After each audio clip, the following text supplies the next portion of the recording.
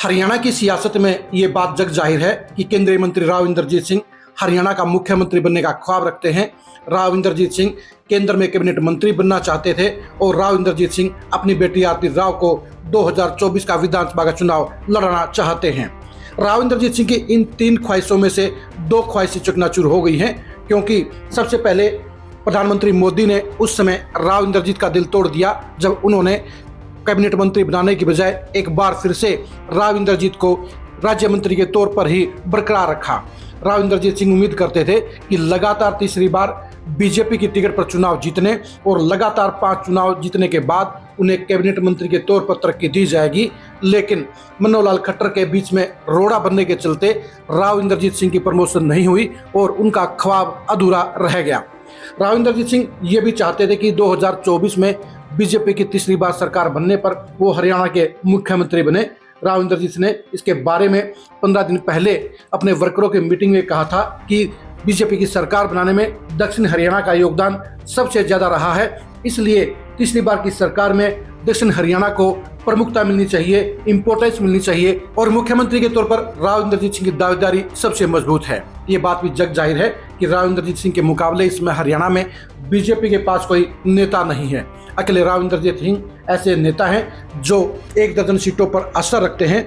हरियाणा में आपको बता दें कुल मिलाकर 27 सीटें ऐसी हैं जहां पर 1% से लेकर और 55% तक यादव वोटरों का बोलबाला है, भागीदारी है। उनमें से अभी 12 सीटें ऐसी हैं जहां पर यादव वोटरों की संख्या 20% से ज्यादा की है। यही वजह है कि राव इंद्रजीत सिंह सीएम बनने का दावा करते हैं, ख्वाहिश भी रखते हैं, लेकिन उनकी दूसरी ख्वाहिश भी अमित शाह ने 4 दिन पहले पंचकुला में उसमें तोड़ दी जब उन्होंने ऐलान कर दिया कि तीसरी बार सरकार बनने पर नायब सैनी ही मुख्यमंत्री बनेंगे।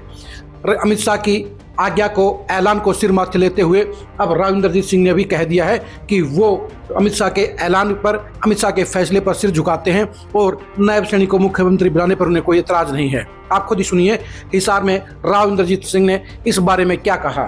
वो तो हमारे पार्टी का फैसला होता है और पिछले दिनों के अंदर पंचकूला के अंदर भाई आए थे और उन्होंने फैसला कर दिया था कि अमित के नायब सिंह सैनी के नेतृत्व में ही विधानसभा का चुनाव लड़ा जाएगा, तो ये फैसला हो चुका है। इसलिए वो तो हमारे पार्टी का फैसला होता है और पिछले दिनों के अंदर पंचकूला के अंदर भाई आए थे और उन्होंने फैसला कर दिया था कि अमित के नायब सिंह सैनी के नेतृत्व में ही विधानसभा का चुनाव लड़ा जाएगा, तो ये फैसला हो चुका है। इसलिए आपने सुन लिया होगा कि राव इंद्रजीत सिंह ने साफ तौर पर सरेंडर कर दिया है और वो तीसरी बार की बीजेपी की सरकार में मुख्यमंत्री बनने का ख्वाब अब छोड़ चुके हैं और वो अब आगे की पॉलिटिक्स में आगे बढ़ना चाहते हैं। जाहिर सी बात है कि कैबिनेट मंत्री नहीं बनने से उनके चेहरे पर जहां मायूसी है, उनके समर्थकों में जहां नाराजगी है, वहीं सीएम पद की दावेदारी टूटने पर भी राव इंद्रजीत को जोर का झटका लगा है। लेकिन अभी भी राव इंद्रजीत की तीसरी ख्वाहिश ऐसी है जो किसी भी सूरत में वो नहीं तोड़ेंगे, वो किसी भी सूरत में इस पर समझौता नहीं करेंगे।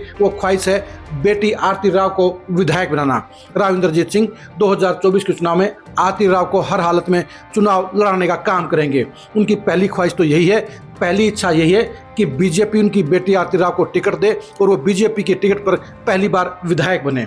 लेकिन अगर बीजेपी ने किसी कारण से उनकी इस ख्वाहिश को पूरा नहीं करने का काम किया तो उन हालात में राव इंद्रजीत सिंह अब अलग फैसला लेने के लिए भी पूरी तरह से फाइनल मूड बना चुके हैं। वो कई बार कह चुके हैं कि अगर बीजेपी ने टिकट नहीं दिया तो फिर आरती राव इंडिपेंडेंट चुनाव लड़ सकती हैं। आरती राव का इंसाफ मंच इस बात के लिए पूरी से तैयार है।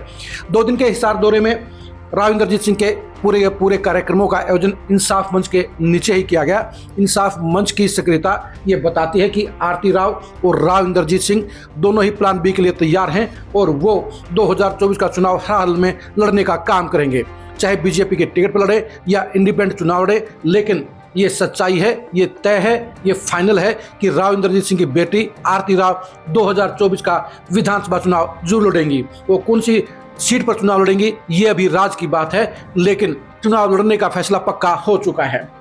यानी 3 ख्वाहिशों में से जहां 2 ख्वाहिशों पर मजबूरी में राव इंद्रजीत सिंह को सरेंडर करना पड़ा है, सिर झुकाना पड़ा है, खामोशी जाहिर करनी पड़ी है, तो ऐसे में तीसरी ख्वाहिश पर वो कोई समझौता नहीं करेंगे।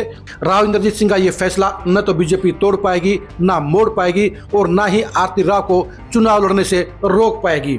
बेशक अभी राव इंद्रजीत बीजेपी से बगावत नहीं करेंगे, लेकिन वो अपनी बेटी आरती राव के बारे में कह चुके हैं कि बच्चे बड़े हो चुके हैं और उन्हें अपने फैसले लेने की छूट है और अगर वो अलग से चुनाव लड़ना चाहेंगी तो उन्हें रोक नहीं पाएंगे।